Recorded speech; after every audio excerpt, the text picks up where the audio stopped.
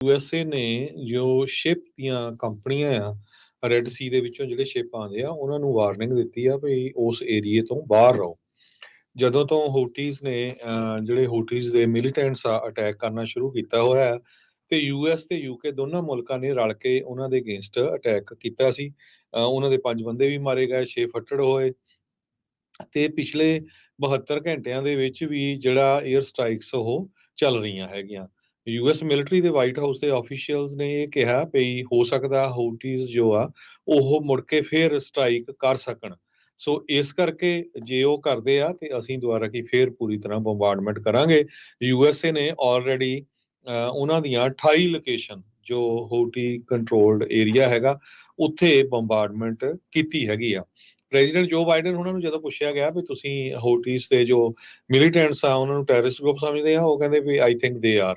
ਤੇ ਪ੍ਰੈਜ਼ੀਡੈਂਟ ਨੇ ਰਿਪੋਰਟਰਸ ਨਾਲ ਇਹ ਗੱਲਬਾਤ ਕਰਦੇ ਹੋਏ ਕਿਹਾ ਐਲਨ ਟਾਊਨ ਪੈਂਸਿਲਵੇਨੀਆ ਦੇ ਵਿੱਚ, ਕਹਿੰਦੇ ਭਈ ਇਹ ਮੈਟਰ ਨਹੀਂ ਕਰਦਾ ਹੁਣ ਅਸੀਂ ਜਿਹੜਾ ਆ ਉਹਨਾਂ ਨੂੰ ਸਾਫ਼ ਕਰਕੇ ਰੱਖਾਂਗੇ ਜੇ ਉਹ ਨਾ ਟਲੇ।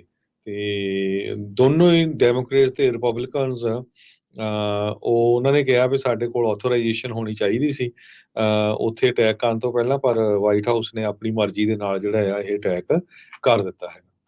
ਜੀ, ਕੈਲੀਫੋਰਨੀਆ ਦੇ ਵਿੱਚ ਦੂਸਰਾ ਐਵਲਾਂਚ ਉਸਨੇ ਹਿੱਟ ਕੀਤਾ ਆ। ਤਕਰੀਬਨ ਕਹਿੰਦਾ ਉਹ ਉਸੇ ਇੱਕ ਹੀ ਥਾਂ ਤੇ ਸੀ ਜਿੱਥੇ ਇੱਕ ਦਿਨ ਪਹਿਲਾਂ ਐਵਲਾਂਚ ਵਾਪਰਿਆ, ਜਿਸ ਕਰਕੇ ਇੱਕ ਜਣੇ ਦੀ ਮੌਤ ਹੋਈ ਸੀ। ਰੀਨੋ ਨਵਾਡਾ ਦਾ ਇਲਾਕਾ, ਲੇਕ ਟਾਹੂ ਦਾ ਕੁਛ ਹਿੱਸਾ ਕੈਲੀਫੋਰਨੀਆ 'ਚ, ਕੁਛ ਹਿੱਸਾ ਰੀਨੋ ਨਵਾਡਾ ਦੇ ਵਿੱਚ ਜਿਹੜਾ ਉਹ ਪੈਂਦਾ ਆ।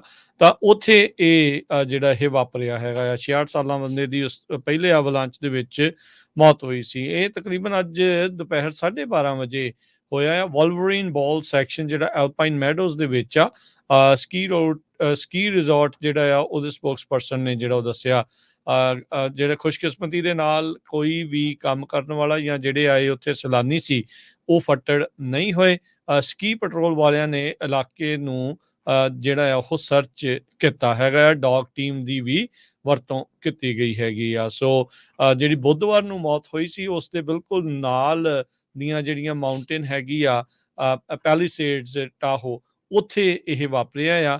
ਇਹ ਯੂਐਸ ਐਵਲਾਂਚ ਦੀ ਇਸ ਸੀਜ਼ਨ ਦੀ ਪਹਿਲੀ ਫੈਟੈਲਿਟੀ ਜਿਹੜੀ ਉਹ ਦੱਸੀ ਜਾਂਦੀ ਹੈਗੀ ਆ। ਸੋ ਡੈਥਸ ਕਹਿੰਦੇ ਵੀ ਮੋਰ ਲਾਈਕਲੀ ਉਦੋਂ ਹੁੰਦੀਆਂ ਆ ਜਦੋਂ ਅਨਮੇਨਟੇਨਡ ਜਾਂ ਬੈਕ ਕੰਟਰੀ ਸਲੋਪਸ ਜਿੱਥੇ ਕਿ ਕੋਈ ਵੀ ਨਹੀਂ ਹੁੰਦਾ ਮੇਨਟੇਨ, ਕੋਈ ਨਹੀਂ ਕਰ ਰਿਹਾ ਹੁੰਦਾ, ਦੇਖ ਰੇਖ ਨਹੀਂ ਕਰ ਰਿਹਾ ਹੁੰਦਾ, ਉੱਥੇ ਜਦੋਂ ਲੋਕ ਜਾਂਦੇ ਆ। ਪਰ ਦੂਸਰੇ ਲਗਾਤਾਰ ਐਵਲਾਂਚ ਆਉਣ ਦੇ ਨਾਲ ਸੈਲਾਨੀਆਂ ਦੇ ਮਨਾਂ ਦੇ ਵਿੱਚ ਵੀ ਇੱਕ ਵਾਰੀ ਡਰ ਦਾ ਮਾਹੌਲ ਬਣਿਆ ਹੈ ਵੀ ਕੀ ਵਾਕਿਆ ਹੀ ਸਕੀ ਕਰਨ ਦੇ ਲਈ ਇਹ ਜਿਹੜੀਆਂ ਸਲੋਪਸ ਆ ਇਸ ਵਾਰ ਸੁਰੱਖਿਅਤ ਨੇ ਜਾਂ ਨਹੀਂ।